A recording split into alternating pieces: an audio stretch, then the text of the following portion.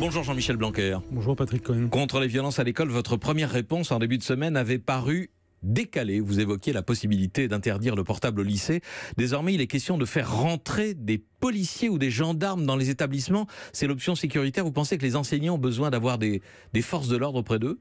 Bon, d'abord, elle vous a peut-être paru décalée à vous, parce que tout simplement, vous transformez les choses. Je n'ai jamais dit que la solution était l'interdiction du téléphone portable. Proposé dans une interview Parisien. Non, mais écoutez, toute la semaine, tous les commentaires ont été dénaturants. Que ce soit dit par Anne Romanoff sur le mode humoristique, je veux bien, mais je n'ai jamais dit, bien entendu, que l'interdiction du téléphone portable était l'alpha et l'oméga de ce qu'il fallait faire.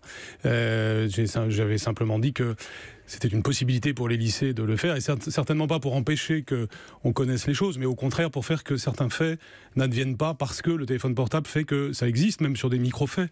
Les jeunes se filment pour faire le buzz. Donc, alors, je crois que c'est important qu'on soit sérieux sur ces sujets, qu'on ne dénature pas ni ce qui se passe, c'est justement le sens de Pas de vague, et ni ce qui est fait, et encore moins ce qui est dit. Les forces de l'ordre. Alors, je pense qu'il faut... les moments de tension, a dit Christophe Castaner, votre collègue de l'Intérieur. Là aussi, beaucoup des commentaires qui sont faits depuis hier sont très partiels, puisque ce que nous avons fait hier, c'est nous sommes réunis avec Christophe Castaner et Nicole Belloubet pour voir toutes les dimensions du problème. Pour voir la dimension du problème dans la classe, la dimension du problème dans l'établissement et la dimension du problème aux abords de l'établissement. Ce que Christophe Castaner a dit à la sortie, c'est d'abord ce que nous avons tous dit, c'est-à-dire que c'est mardi prochain, à l'occasion du Conseil des ministres, que nous annoncerons l'ensemble des mesures. Et ensuite, il a dit que n'était pas exclu le fait que des policiers puissent venir dans les établissements. N'était pas exclu, ça veut dire que ça fait partie des pistes de travail pour lesquelles nous parlerons mardi. Et par ailleurs, cela signifie que cela peut arriver dans des cas particuliers que nous définirons, mais ça ne veut pas dire que c'est une généralité. Des cas particuliers, ça veut dire des cas exceptionnels en cas d'incident grave. C'est loin de résumer les choses. Ce que je tiens d'abord à dire, c'est que de toutes les façons, il n'y a pas la solution magique. Il y a une batterie de choses à faire, un éventail de mesures. Et donc, si à chaque fois on en isole une, comme vous l'avez fait au début sur le téléphone portable, ou comme on le fait depuis hier sur les policiers, forcément vous aurez beaucoup de commentateurs pour dire mais non, c'est pas ça la solution. En effet, il n'y a jamais la solution. Il y a une série de choses et c'est ce que nous allons faire. On va prendre le temps, jusqu'à 9h30, de détailler vos solutions, Jean-Michel Blanquer. Les forces de l'ordre dans les établissements, ça resterait exceptionnel, c'est cela l'idée à vos yeux? Oui, ça doit bien entendu. Parce qu'il faut, toutes ces choses, il faut ni minimiser ni exagérer. C'est-à-dire il faut être juste, donc on ne va pas passer d'un extrême à l'autre. On a vécu des décennies en mettant les problèmes sous le tapis, et puis maintenant il faudrait d'un seul coup considérer qu'on doit être dans une logique totalement sécuritaire. Non, il faut être juste. Être juste, c'est faire ce que je dis depuis 17 mois, c'est pas depuis la semaine dernière, c'est-à-dire ne pas mettre les problèmes sous le tapis. C'est pourquoi l'expression pas de vague ne m'a pas gêné, puisque moi-même je disais ces choses-là depuis 17 mois. Simplement, tout ceci se résoudra si on a une unité du monde adulte, c'est-à-dire pas seulement les professeurs et les chefs d'établissement et les personnels de l'éducation nationale, mais c'est la société française, on en parlera peut-être, mais c'est nous tous qui avons une part de responsabilité dans ce qui se passe. La question de la parentalité en France est évidemment un enjeu majeur qu'il faut évidemment englober dans cette question. Et donc, nous aurons le temps, au cours des minutes, de structurer ce que j'ai à vous dire sur ça. Jean-Michel Blanquer, invité spécial de C'est arrivé cette semaine. On marque une courte pause avant de voir donc le détail de vos mesures éducatives. À tout de suite. Et avec en direct ce matin le ministre de l'Éducation nationale Jean-Michel Blanquer pour son plan de lutte contre les violences à l'école. Jean-Michel Blanquer, des chefs d'établissement qui demandent à leurs profs de ne pas faire de vagues ou des inspecteurs d'académie qui le demandent aux chefs d'établissement, c'était un sujet pour vous jusqu'ici ou bien vous avez été surpris par l'ampleur de Pas de vague? Non, c'est un sujet que j'ai depuis toujours et que je pointe depuis toujours, y compris avant d'être ministre. Et depuis que je suis arrivé, dans de nombreux discours et écrits, je l'ai dit, on ne met pas les problèmes sous le tapis et nous ne sommes pas dans la philosophie du pas de vague. Et ça a produit de premiers effets d'ailleurs, puisque cet événement a focalisé l'attention, mais toute cette frustration des professeurs que je comprends complètement et avec laquelle je suis en empathie, elle a des sources très lointaines. Donc je ne découvre pas le problème. Nous avons commencé à agir depuis 17 mois, avec d'ailleurs des premiers résultats sur un certain nombre de sujets. Donc je ne le découvre pas. Ce qui est important aussi, c'est de ne pas caricaturer la situation. C'est-à-dire que oui, ça existe et ça a existé, le fait de mettre les problèmes sous le tapis, mais tout le monde ne le fait pas. Et une des choses les plus absurdes qu'il y aurait à faire serait d'opposer les personnels, les professeurs en particulier, avec les chefs d'établissement ou les inspecteurs d'académie, parce que d'abord il n'y a pas eu des comportements homogènes de tout le monde sur ces questions, et surtout ce dont nous avons besoin aujourd'hui, c'est d'une grande unité, j'ai dit tout à l'heure unité du monde adulte, et bien entendu unité des personnels de l'éducation nationale, dans une philosophie qui est une philosophie, 1, de la lucidité, 2, de l'action. Et c'est là que donc ce qui doit inspirer nos 3 grandes catégories de mesures. Les chiffres, ceux de votre administration, disent que les violences n'ont pas augmenté ces dernières années dans les établissements. Ils disent aussi que le problème, c'est pas la violence physique qui reste très rare. L'ordinaire des profs, c'est la violence verbale. Environ 1/3 des profs disent en avoir subi durant l'année scolaire insultes, menaces, incivilités. Qu'est-ce qu'on fait? Que proposez-vous? C'est très vrai ce que vous venez de dire, et en effet, c'est ces petites incivilités du quotidien, ce sont ces petits faits non réprimés qui empoisonnent.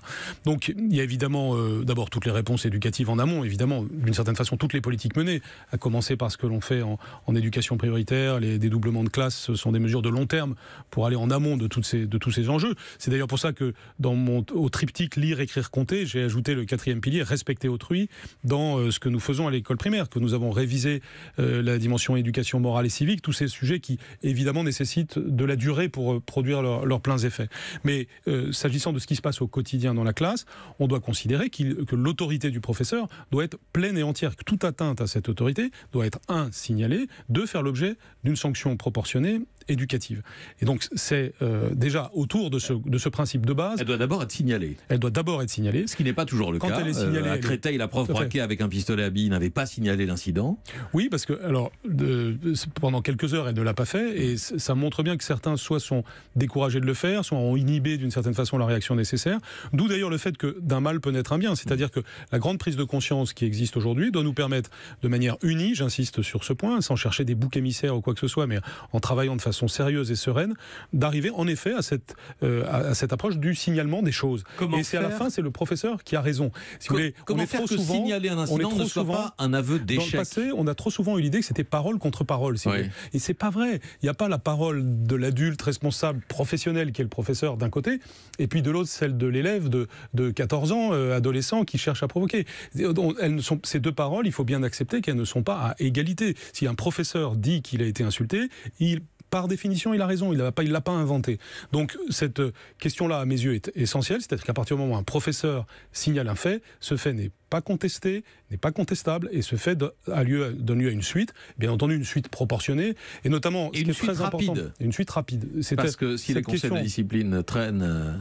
Bien sûr, alors ça fait partie aussi des mesures, encore une fois, que nous préciserons mardi à l'occasion du Conseil des ministres, mais s'il y a peu de conseils de discipline, c'est non seulement parce que pendant toute une époque, terminée depuis que je suis arrivé, terminée, j'insiste, depuis les premières semaines de mon arrivée, mais pendant toute une époque, effectivement, il y avait une évaluation des établissements en fonction du nombre de conseils de discipline.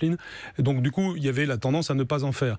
J'ai dit qu'on ne valuera plus sur ce point, ni parce qu'il y en a trop, ni parce qu'il n'y en a pas assez. Il faut qu'il y ait ce qui est nécessaire. Mais il y a une autre raison pour laquelle il n'y en avait pas, c'est que c'est compliqué, c'est très chronophage, on avait mis sur pied des procédures beaucoup trop complexes, et donc on peut comprendre les chefs d'établissement qui tout simplement ne veulent pas alourdir les choses. Donc on va aller dans le sens d'une simplification des procédures, tout simplement pour pouvoir le faire de manière plus naturelle, si je puis dire. Et vous savez, ceux qui vont y gagner, les premiers qui vont y gagner, c'est les adolescents qui cherchent leurs limites. Parce que c'est ce que nous leur devons sur le plan éducatif. La fausse générosité, c'est le laxisme. La vraie générosité, c'est de poser des limites. C'est ce que nous devons tous faire, comme parents et comme professeurs. Et donc, et évidemment, l'institution scolaire doit donner le là. Non pas parce qu'on serait devenus des pères fouettards, c'est pas l'idée. L'idée, au contraire, c'est d'être éducatif, et donc de savoir poser les limites. Et mieux vaut le faire sur des petits faits de manière proportionnée que de le faire ensuite en réaction et sans sérénité. Donc, il devrait y avoir des consignes ou des... changement de règlement intérieur pour que les procédures soient plus rapides et plus systématiques. Ça fait partie donc de du premier groupe de mesures, encore une fois que je préciserai mardi. Le deuxième groupe de mesures, c'est autour de l'aide à l'établissement, parce que parfois un établissement peut se sentir dépassé. Nous avions d'ailleurs créé, lorsque j'étais recteur de Créteil, on avait créé ce qu'on appelle les équipes mobiles de sécurité, c'est-à-dire des groupes de personnes en charge d'assurer la sécurité, capables de venir prêter main forte aux établissements.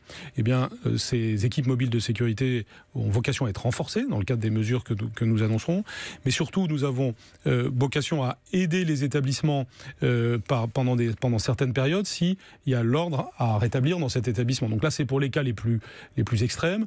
Nous avons eu l'exemple que j'ai cité ces derniers jours du lycée Gallieni de Toulouse, où nous avions il y a quelques mois une situation de désordre, avec en effet 5 à 10% des élèves qui avaient un peu pris le pouvoir, si on peut dire. Eh bien, on a remis la République en marche sur ces sujets, sur ses 2 pieds, avec sérénité, et c'est aujourd'hui un établissement qui va beaucoup mieux. Eh bien, nous ferons la même chose pour d'autres établissements en France. C'est donc la question de l'appui venu du rectorat qui est en jeu derrière cela. Jean-Michel Blanquer, invité d'Europe 1 ce matin et de C'est arrivé cette semaine. Dernier volet de cet entretien. Dans un instant, je vais vous demander ce qui doit être fait des auteurs de violences, exclusion ou réinsertion, mais de quelle façon? Europe 1. Et notre invité, le ministre de l'Éducation nationale, Jean-Michel Blanquer, et la question du sort des jeunes auteurs de violences. Ils peuvent être jugés, évidemment, pour les faits les plus graves, mais quel est leur avenir éducatif, puisque les exclure revient souvent à les faire passer d'un établissement à l'autre? Il sera environ 200 dans ce cas en Seine-Saint-Denis. Jean-Michel Blanquer, que proposez-vous? Oui, vous avez raison. La question de ce qu'on appelle parfois les poly-exclus est une question à laquelle il faut trouver maintenant une solution, puisque s'il y a eu peut-être parfois trop peu d'exclusion du point de vue du point de vue, je dirais, de la justice, c'est aussi parce que parfois c'est absurde. C'est-à-dire l'élève va dans un autre établissement où il va semer le désordre, et d'ailleurs parfois il est indifférent au fait d'avoir été exclu, donc la sanction a une portée limitée. Donc parfois on est obligé de le faire parce que il n'y a plus aucune autre solution, mais il faut évidemment réfléchir à ce qui se passe après. D'où une des grandes pistes de réflexion, là encore, qui sera précisée mardi, mais qui est d'avoir des structures dédiées plus importantes. Nous avons besoin pour les 13-18 ans de structures dédiées solides, encadrées par des personnes qui peuvent venir de différents corps de métier.